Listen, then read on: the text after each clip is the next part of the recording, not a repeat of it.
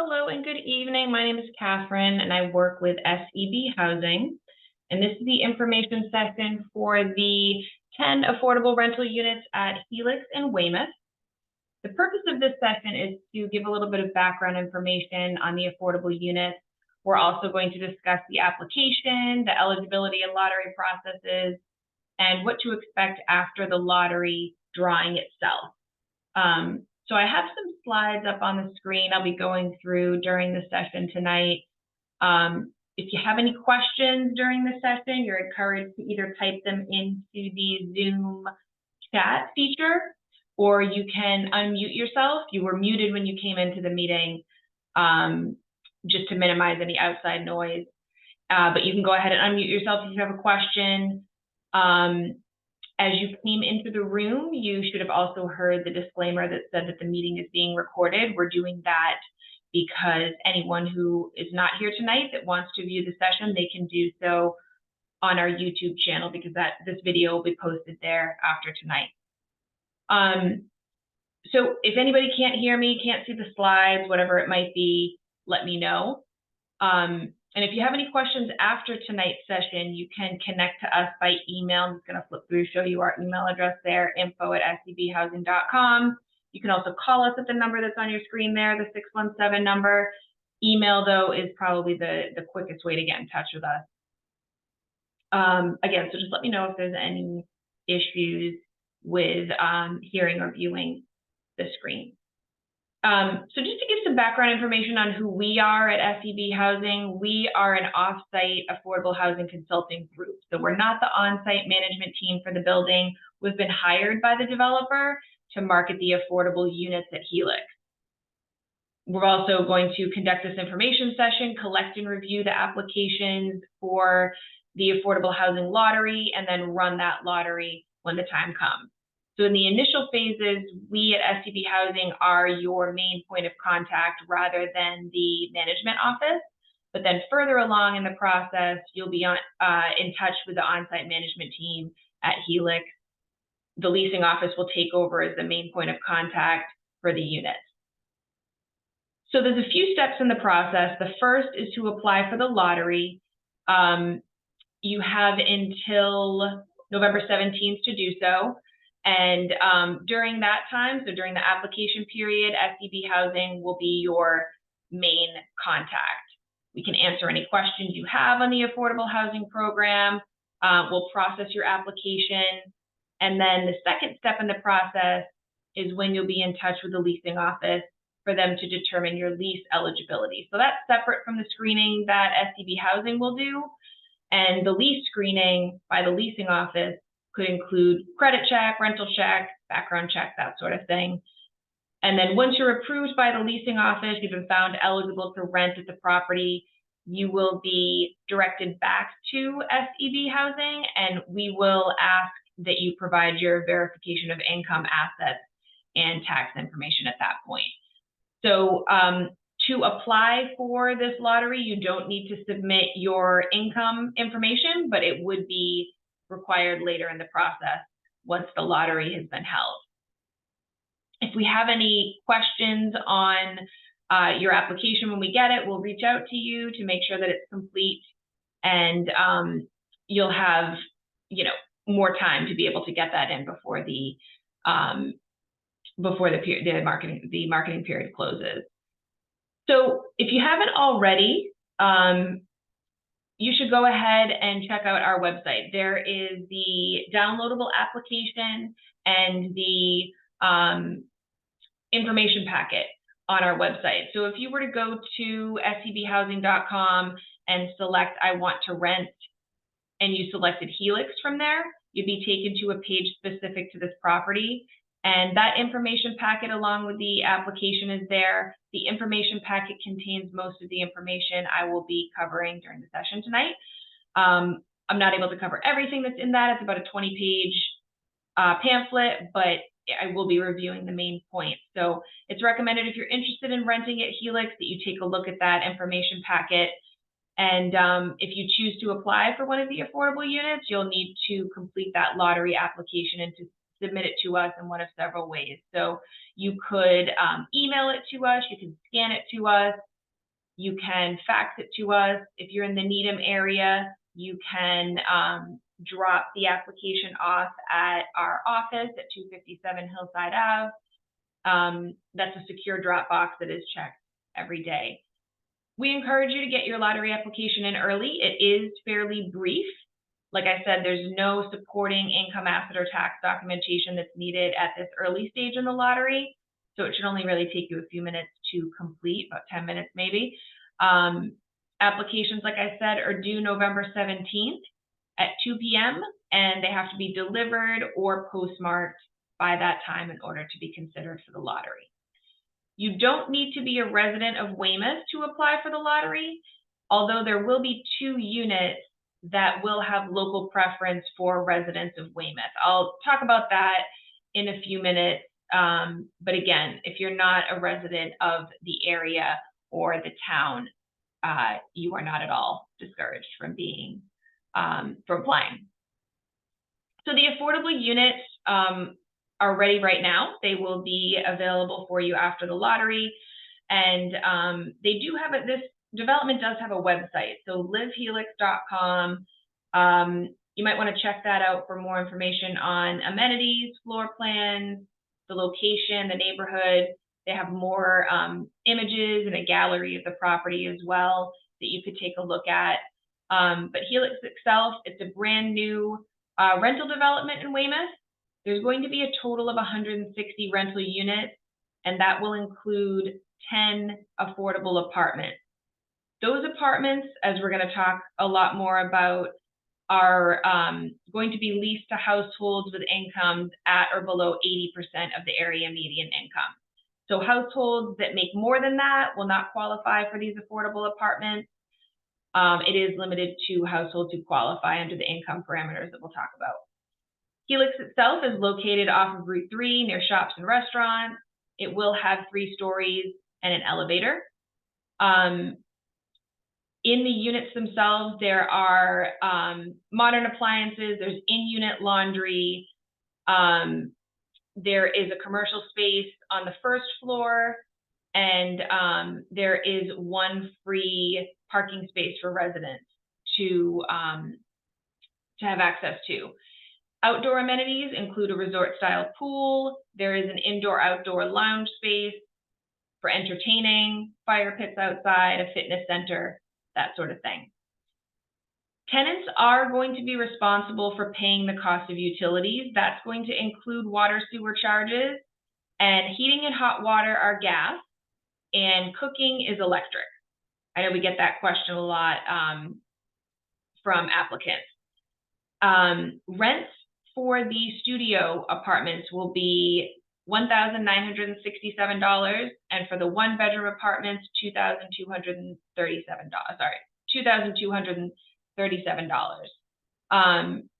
These affordable rents are not set in accordance with any household income or financial circumstances, so it's not subsidized housing. This means the rent doesn't change if your income changes. So for this housing program, the rents are set using a formula that is based on HUD, so the Department of Housing and Urban Development, their area median income for the Weymouth or Boston area. So the rent might increase, usually does increase once per year, and that typically occurs when HUD revises their area median income each spring. There's always advance notice to tenants whenever there's a rent increase, and usually it's minimal, not too much of an increase, but between $25 and $75. And the rents would never change in the middle of your lease term. So if you were to sign a lease at Helix and move in this year, for example, or sometime this winter, and the area median incomes change in the spring, you're not going to see a rent increase until you renew your lease if you're staying for more than a year. So we do anticipate there'll be more interested and eligible applicants than available units. As I said, there's 10 affordable units, so that's why we're going to have the lottery process. So households that make up to 80% of the area median income can apply. So I've covered sort of the logistical information, basic overview of Helix. Just a reminder, if you have any questions, go ahead and either type them into the chat or let me know by unmuting. All right, so who's eligible for these affordable units? So there's 4 eligibility requirements that are listed in the information packet you'll see on page 4. The first is that households need to qualify, need to be within the income parameters. Talk more about those, but they're on your screen now. The second item to keep in mind for eligibility purposes is that household priority is going to be given based on household composition. So for example, well, actually, this doesn't really come into play with Helix, with this property, because there's only studio and 1-bedroom apartments. So everyone is going to have the same household type, meaning that, if someone needed a 2-bedroom, they would be eligible for it versus a smaller household that doesn't need that space. But like I said, these are only studio and 1-bedroom apartments, so don't worry about that second eligibility requirement there, or criteria. Applicants cannot currently own a home. You can't apply for this lottery if you currently own a home. And then the fourth, this doesn't come up often, but households cannot have financial interest in the development, so you can't be a related party. And these units are being offered by Trilogy LLC, so if you work for the management company or the developer, you might not be eligible for this lottery opportunity. And then, so to circle back to what's on your screen here, since these units are affordable, they're being made available to rent at prices that are lower than identical or very similar units, market rate units within the building. Maximum income limits are set by household size. So this includes everyone who will be living in your household. So if you look at your screen now, or if you're in the information packet, you'll see that the income limit, the maximum income limit for a household of 1 person is $82,950. And if you have 2 people in your household, the maximum income limit, this is annual income limit, is $94,800. Again, verification of your income is not required at the time of the lottery, but if you are found eligible for the lottery, you'll be provided with a documentation requirements guide. And in that guide, you're going to want to review it because it details exactly what type of documentation we would need from you, depending on the sources of your income and assets. So, for example, how many pay stubs, how many bank statements, that sort of thing. And all households will be required to submit your federal tax returns from the last year. So although we don't need that information from you now, just want to give you a basic overview of how your income will be calculated for the affordable housing program. So it's counted as a projection of your income over the next 12 months for all household members. So that means that income from all members in your household will be included. This includes bonuses, overtime, those types of income sources that might not be guaranteed usually.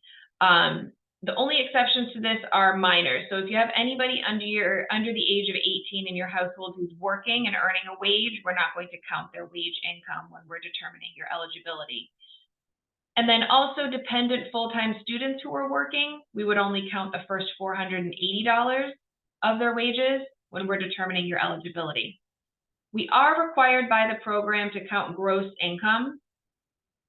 So that's the amount you make before taxes. So we know that not everyone is taking home 100% of your salary, for example, but like I said, gross income does need to be counted according to this program.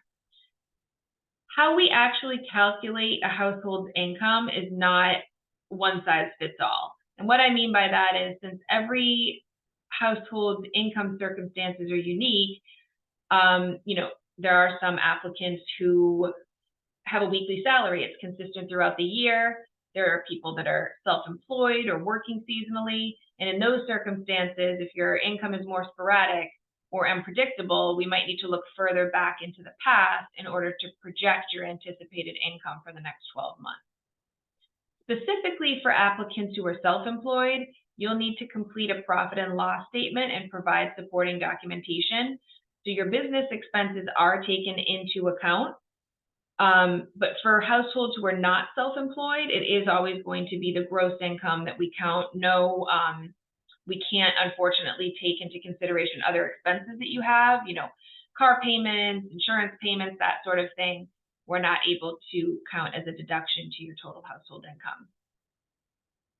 So in general, for everyone, any income that you have been making, we're going to assume that you will continue to be making it going forward, unless we have some sort of definitive documentation that you're no longer going to be earning that income source. So if you have a written letter from your employer, for example, stating that no overtime is going to be permitted next year or for the next 12 months, that would be something that we could consider.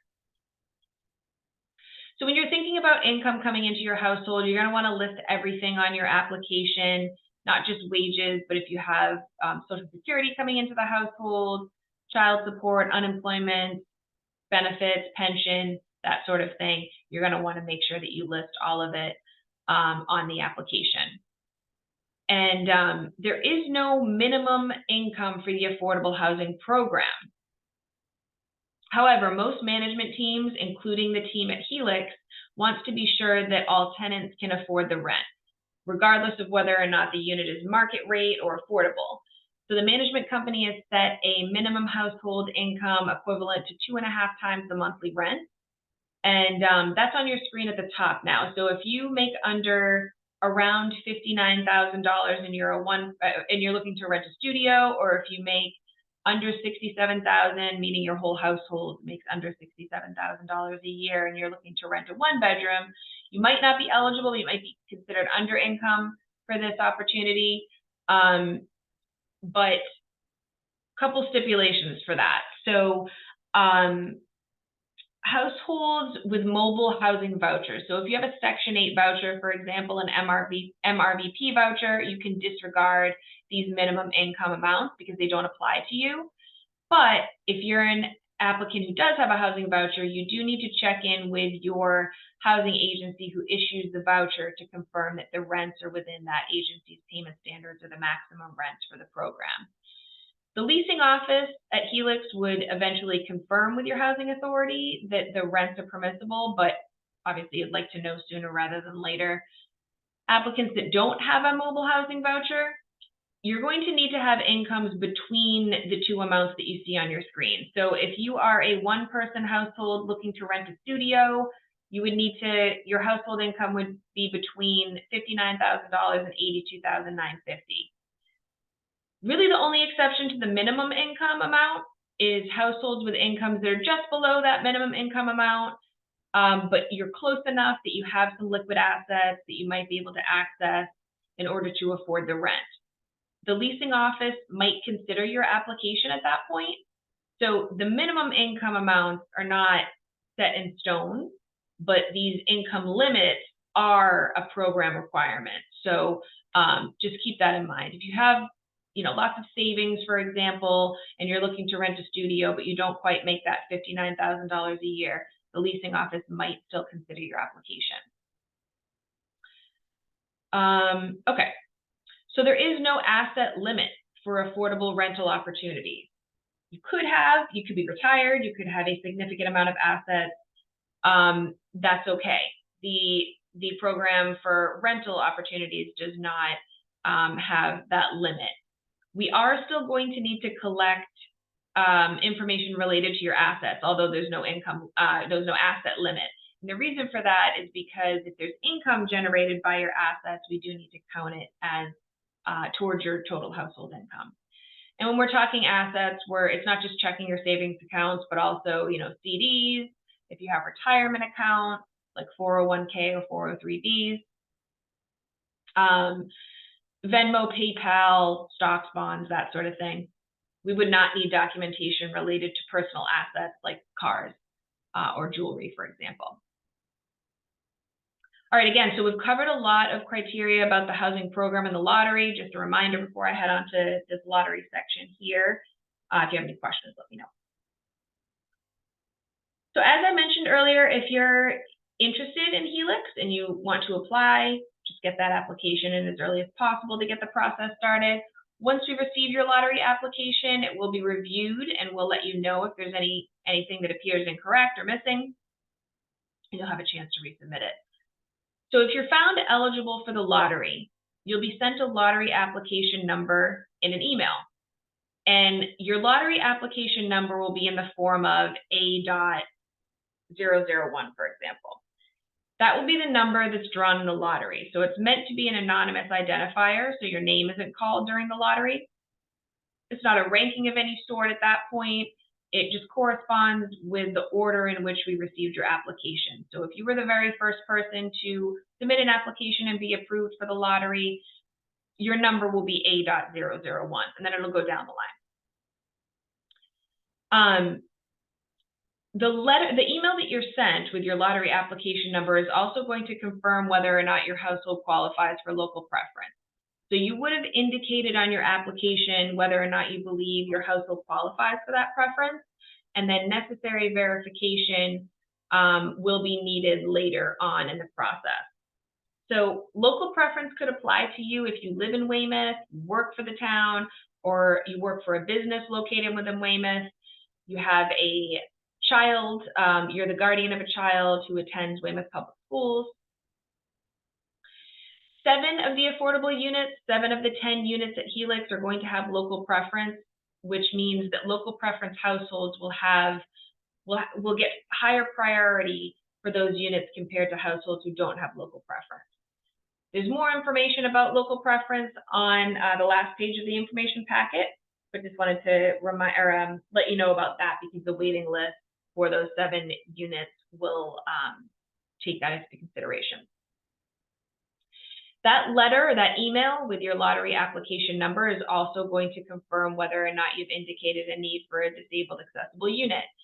2 of the 4 affordable studio units at Helix are built for persons with disabilities, and applicants who require the features of those 2 units will have priority on those waiting lists. Finally, that documentation requirements guide that I mentioned earlier is going to be provided as an attachment to this email. So that's the guide that provides lots of details on the information that you'll need to submit to SEB Housing once the lottery has taken place and we invite you forward to submit your income information. If at any point during this process you're found to be ineligible for the lottery, so if you're over income, for example, you'll be informed and you're encouraged to contact us with any questions about that notice. So the lottery itself is going to be held on November 30th at 6 p.m. It'll be the same format as this information session. It'll be held by Zoom. And then depending on the number of eligible applicants we have, the lottery numbers will be drawn from a box, held up to the screen and recorded, or they'll be digitally randomized and the results will be shared with you via a screen share, kind of like I'm sharing this presentation with you tonight. So during the lottery, every lottery number is picked. Sometimes when we think of lotteries, we think there's just going to be one winner, or in this case, there's 10 units. You might think there's going to be 10 numbers drawn. That's not how it's going to work, though. So the purpose of this lottery will be to establish an order on the waiting list. So in general, it is more beneficial if your number is called earlier in the lottery, but keep in mind that local preference households are going to have priority on some waiting lists. So for those units, or for those waiting lists, the order in which your number was chosen isn't necessarily the order that you'll see on the waiting list, because those local preference households will have higher priority. And then keep in mind that households who were entered into the lottery might be found ineligible by SEB Housing or the leasing office, or they may just ultimately decide not to rent the unit. So if your number is drawn later in the lottery, or you see that your number is way down on the waiting list, you shouldn't necessarily lose hope at being able to rent one of these units. You might still have the opportunity to do so and move forward in the process, because your placement on the waiting list likely will change as people drop off. So after the lottery, we'll populate the waiting list, taking local preference into consideration, and we'll do our best to send the waiting list to you that evening. The list will be sent to you by email or by regular mail if you don't have an email. When you're reviewing that email with the waiting list, you'll find that your lottery application number is on the waiting list. So that's how you'll be identified on these lists. It's not going to be your name, for example. And then at that point, you'll have a better idea if you're going to be invited forward in the process to apply for a lease, depending on where you are at that on that waiting list. So following the lottery, we're going to connect you with the management team. Your contact information will be provided to them, and you'll also be given their contact information to move on to the next step, step 2 in the process, which is applying for the lease. You'll have about 5 days to connect with the management team to initiate that lease screening. And then just a reminder, SCB Housing is screening for your lottery eligibility, and then at the end of the process, we're screening for your affordable housing program eligibility, but the leasing office is screening for your lease eligibility. So the management company is going to screen you for your lease eligibility, which includes that credit, rental history, background check, that sort of thing, just to determine if you're eligible to rent at their property. You should be aware that leasing offices typically invite more households to complete a lease screening than there are available units. So for example, at Helix, there are 6 one-bedroom affordable units, but they may very likely invite more than 6 households from the waiting list to complete lease screening. This is very typical. Management companies do this because often the process of leasing units is slowed down by households who don't qualify. So we want to make sure that they're inviting everyone forward that is feasible. So for this reason, even if you're the first person on the waiting list and you really want to rent at Helix, you don't want to immediately inform your current landlord if you're renting that you are giving notice and moving into a unit at Helix, because you haven't yet been lease approved by the management company, and we at SCB Housing also would still need to collect and review your income, asset, and tax documentation. So there's still a few, after the lottery, there's still several steps in the process to make sure that you're approved for this opportunity. So once you are lease approved, that's the point in the process that having a position near the top of the waiting list is particularly beneficial. And that's because if you're the top household, on the waiting list, you have the first choice to reserve an affordable unit. You'll be able to tour the property and choose a unit based on whatever factors are important to you. So maybe you want a certain location in the building, you want a certain move-in date, whatever it might be. You would have the first choice, and then the person behind you on the waiting list would have the second choice of the affordable units, and so on and so forth. So once you've reserved an affordable unit by letting the leasing office know which unit you intend to rent, the leasing office will notify us here at SCB Housing, and will then coordinate with you so you can submit your income, asset, and tax documentation. That's the point in the process where it's required, and that's because we need to do your final program eligibility review. So up until this point, you've only submitted your self-reported income, asset, and tax information on your lottery application, but we need to verify all of that for the program. So you'll have about 10 days to submit that information to us. Hopefully you've already reviewed the documentation requirements guide and you know what you need to submit. And we'll work with you to make sure you have a complete application. So there is a lot of information to submit. So if you don't provide everything on your first attempt, you'll be sent an incomplete notice and given another chance to get that information into us. So no worries if you don't have a complete application on the first try. Once we approve your file, we'll notify you, and if you're eligible, you'll be able to sign the lease and establish that move-in date with the leasing office at Helix. Once you're leased in an affordable apartment, you're done with screenings until your lease renewal date. So we hope that you love the unit, you want to stay there, continue living there beyond that first year. If you do, you'll just need to recertify your income and household information with the leasing office at Helix prior to your lease renewal. So if you moved in, if you move in on January 1st, for example, your renewal would be starting a few months before your lease renewal sometime next fall. And the lease would actually renew for the following year. Page 14 of the information packet. So I don't have the figures in front of me right now, but actually I do have one in front of me. So if your income increases between your lease update and your lease renewal next year, and you're now above that 80% of the area median income, that's fine. You could still qualify for the affordable unit because households remain eligible for the affordable apartment as long as your household income doesn't exceed 140% of that current year's area median income. So a household of two would have qualified for an 80% AMI unit through the lottery with an income at or below $94,800. That same family next year could make up to $132,720 at the time of the recertification and would still remain eligible for the apartment. So there's some wiggle room there if you have, a raise, you get a new job, whatever it might be, that you wouldn't need to move out just because of that income increase. So that about covers everything I wanted to get through from the information packet and just the information that we have about Helix.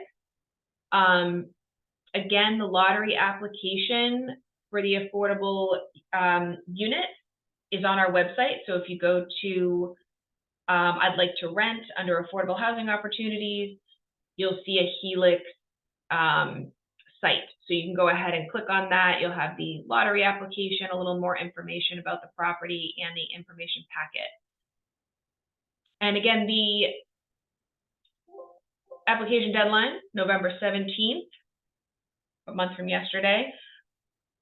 Any questions? We encourage you to get those applications in. It's pretty brief. Like I said, you don't need to submit any income, asset, or tax documentation yet.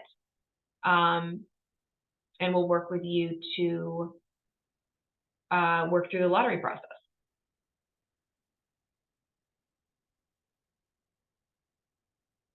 All right, if there's no questions, I appreciate you tuning in, and we look forward to getting your application and working with you through the application process. Have a good night.